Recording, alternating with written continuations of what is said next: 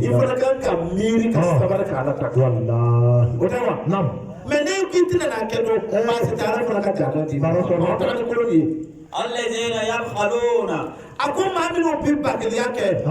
ne ko aina abe ala ko ke ayati masombe no ma furi to muso ko baraka muso to ba ya ko ka aina abu to gede ne so ba to bi amfe aina abu to gede ko ce ko warta le be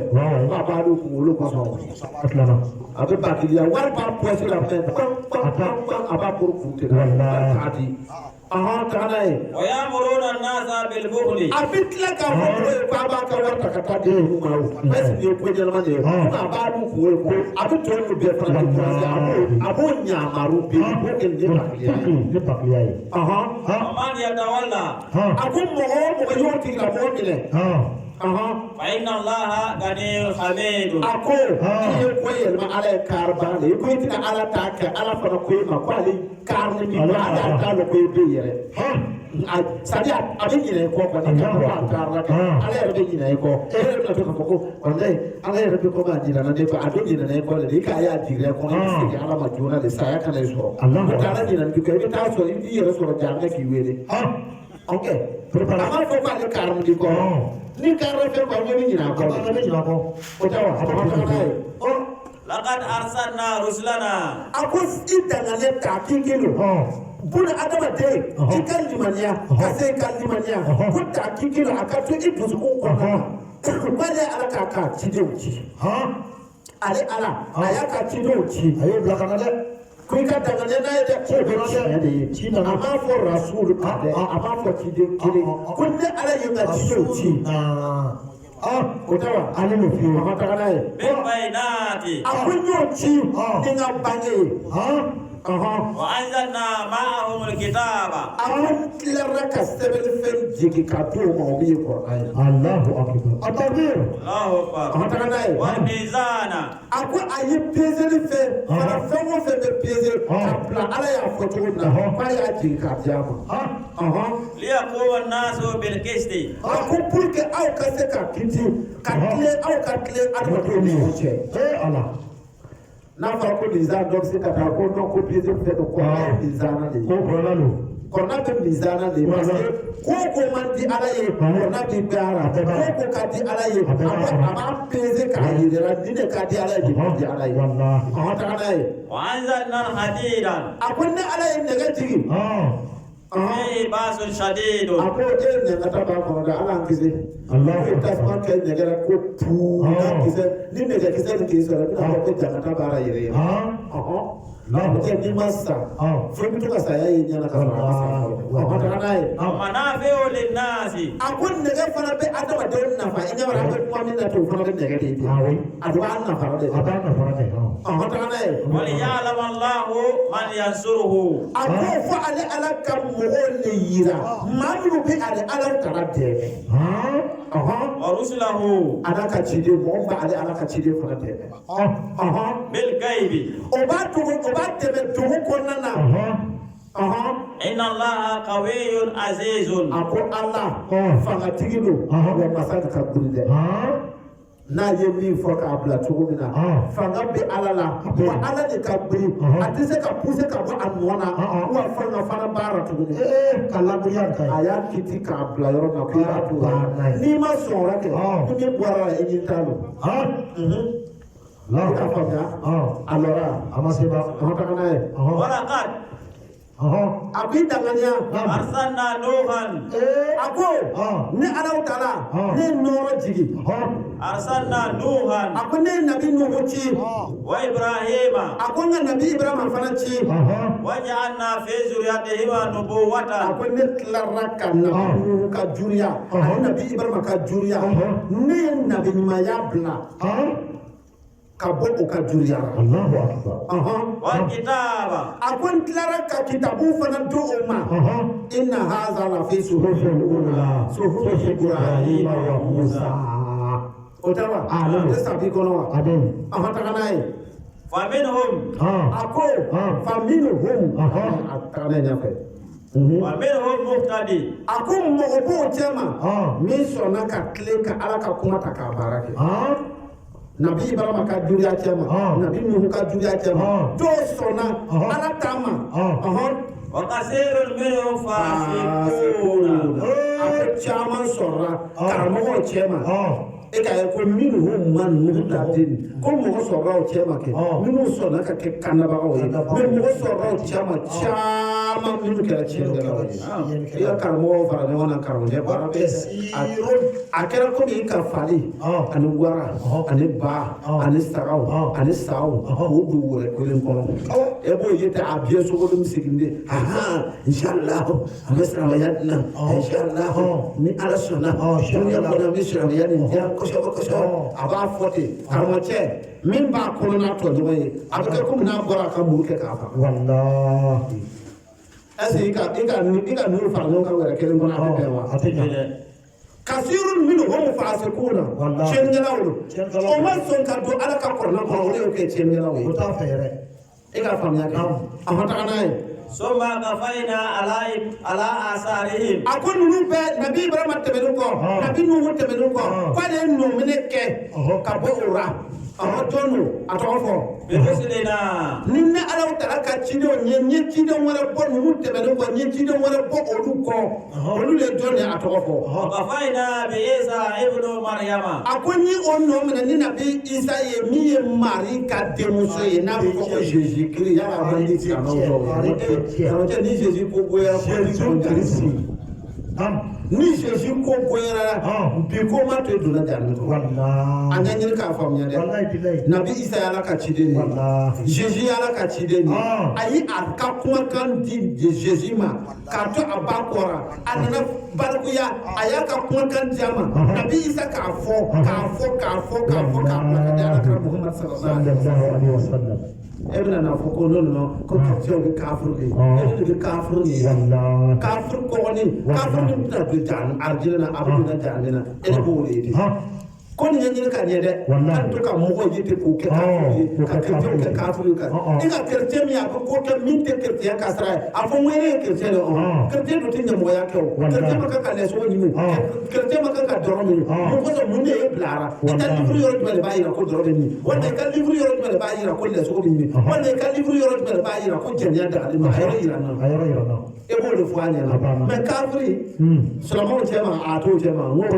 mɔgɔ kɔgɔ kafiri kɔgɔni ka karamɔgɔ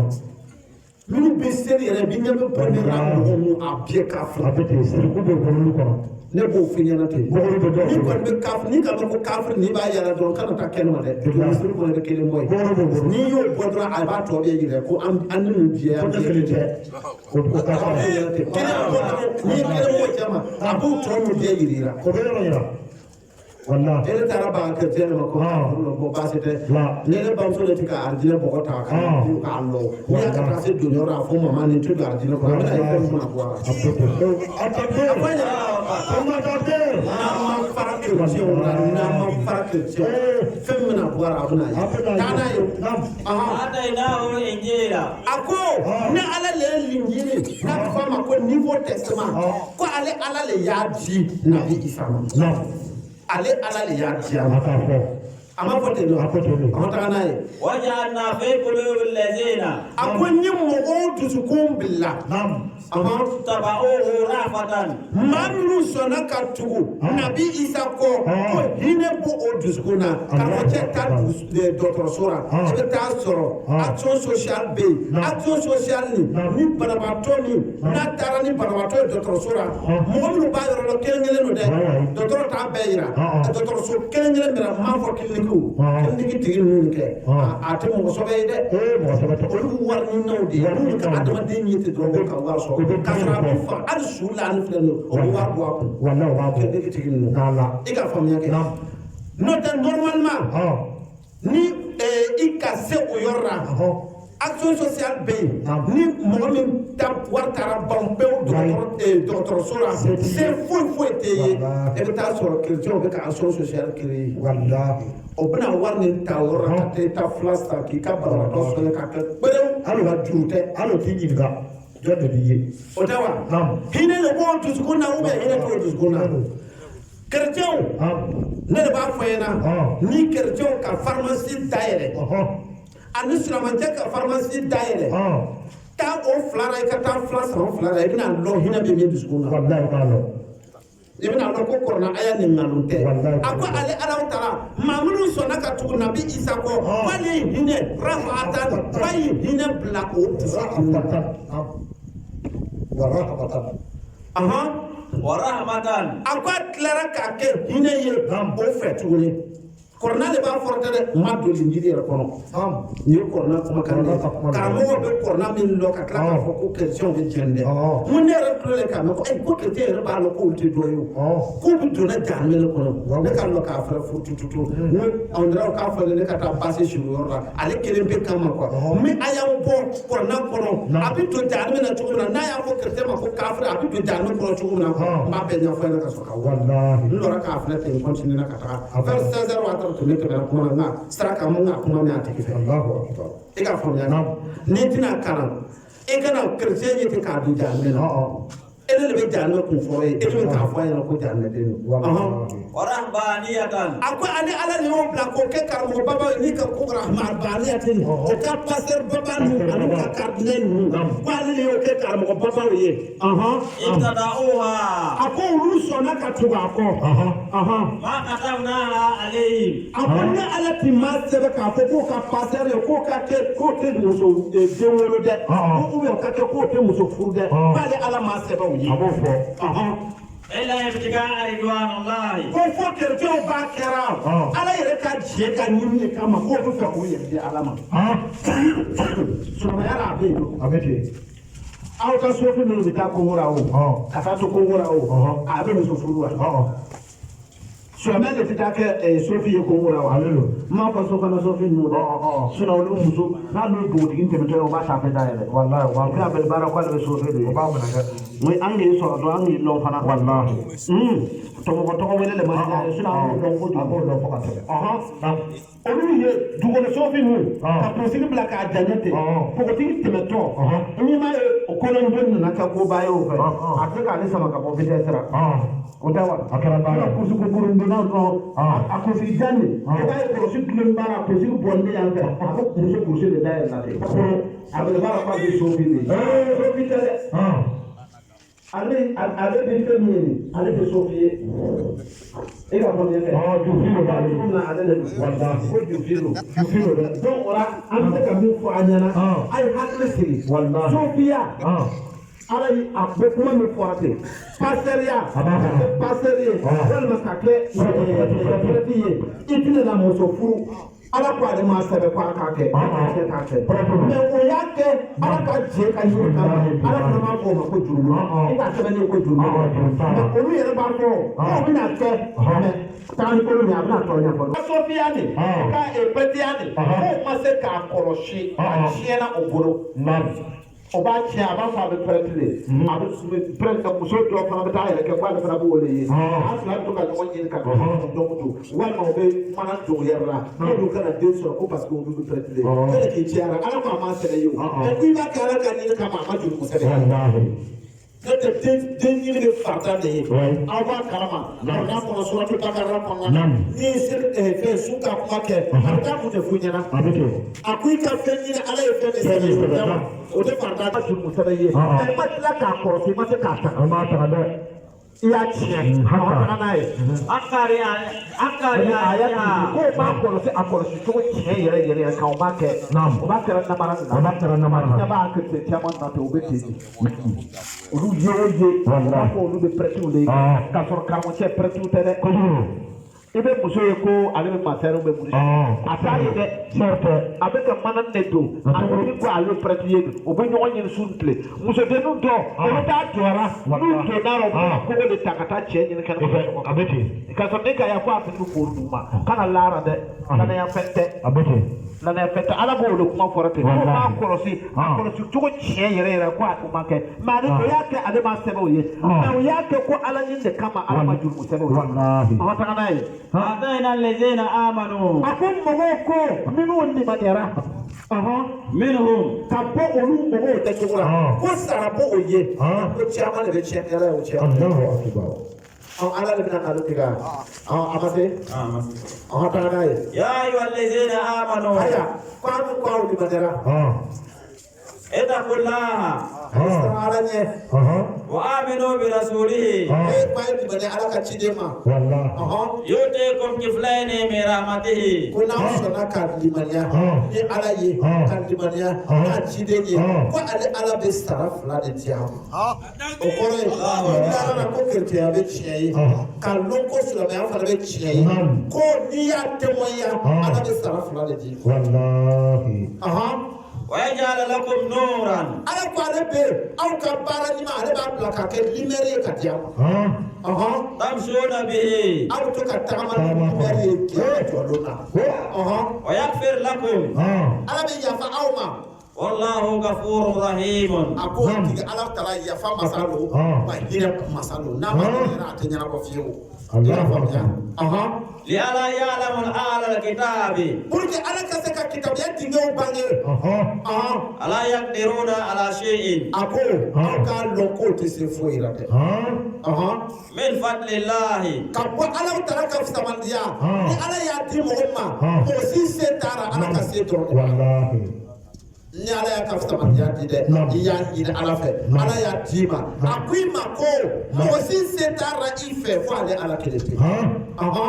وأن فضل بيد الله Afrika no fitamandiya be ala le bula ti josi fo ego ti sanfɛ bɛɛ ka hakili sigi k'i ta ɲini a ɲini cogo la ala fɛ kana baga i bamuso sinamuso ma kana baga i mɔcɛ ma kana baga i fa kɔrɔcɛ ma kana baga i ka famille mɔgɔ foyi la jija i k'i dusukun ye ka ala wele ka tilen ala ma o ko tɔ bɛɛ bɛ taa laban ala de a taga n'a ye يؤتيه من يشاء a ko a b'a di mɔgɔ de ma mɔgɔ min ka di ale ala taala ye والله ذو فضل عظيم ala fisamandiya belebele a nɛma a sadi fisamandiya su fadili a ko fisamandiya dige a ba ale ala de bolo Allahu akbar jɔnni bɛ se ka nin balo mais i n'i ma ala ta kɛ est ce que i bɛ se ka fisamandiya ni atakura an bɛ kuma na waati minnu na ten mɔgɔ dɔw b'a jateminɛ min ye o tɛ dɛ tɛ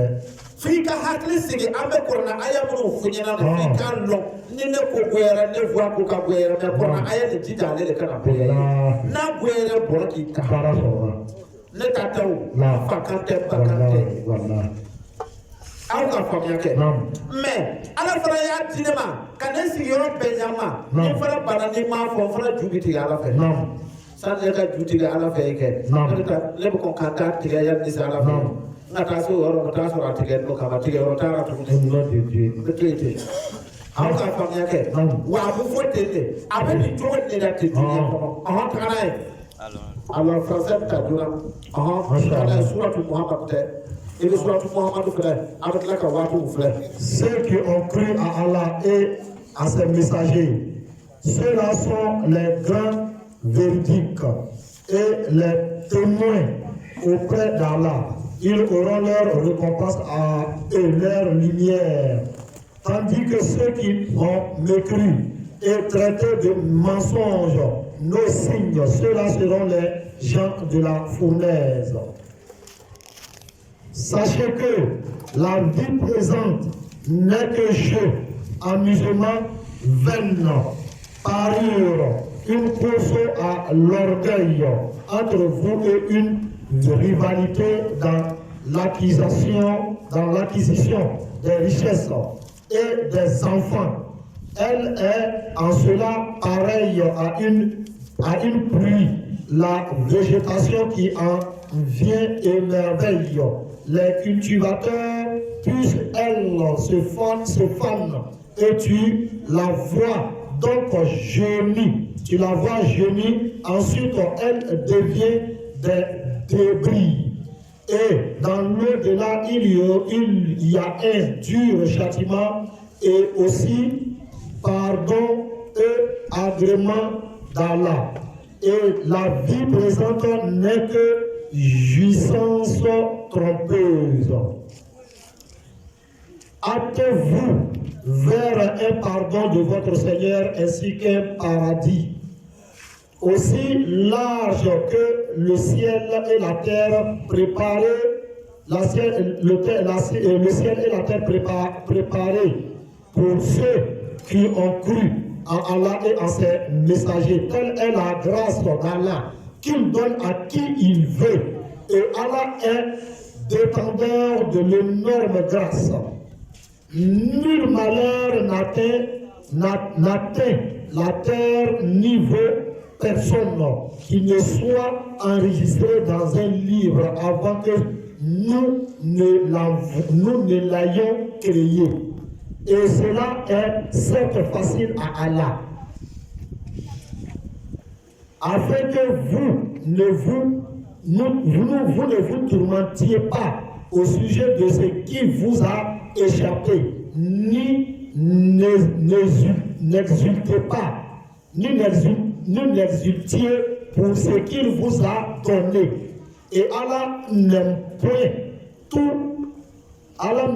tout présomptueux, plein de gloriole. Ceux qui sont avares, eux ordonnent aux gens l'avarice. Et quiconque se détourne, Allah se suffit alors à lui-même et il est digne de louange. Nous avons effectivement envoyé nos messagers avec des preuves évidentes et fait descendre avec eux le livre et la balance afin que les gens établissent la justice. Et nous avons fait descendre le fer dans lequel il y a une force redoutable, aussi bien que des utilités pour les gens et pour qu'Allah reconnaisse qui dans l'invisible défendra sa cause et celle de ses messagers. Certes, Allah est fort et puissant. Nous avons effectivement envoyé Noé et Abraham et accordé à leur descendance la prophétie et le livre. Certains d'entre eux furent bien guidés, tandis que beaucoup d'entre eux furent pervers. Ensuite, sur leur trace, nous avons fait suivre nos autres messagers et nous les avons fait suivre de Jésus, fils de Marie, et lui avons apporté l'évangile et mis dans les cœurs de ceux qui le suivent, douceur et mansuétude. Douceur et mansuétude, le monochisme qu'ils inventèrent, nous ne leur avons nullement prescrit. Nous ne leur avons nullement prescrit. Ils devaient seulement rechercher l'agrément d'Allah, mais ils ne l'observèrent pas. Ce monochisme comme il se devait. Nous avons donné leur récompense à ceux d'entre eux qui crurent, mais beaucoup d'entre eux furent des pervers. Surat al-Hadid, Surat le Fer, verset 18 à verset 29. Alhamdulillah, nous faisons preuve de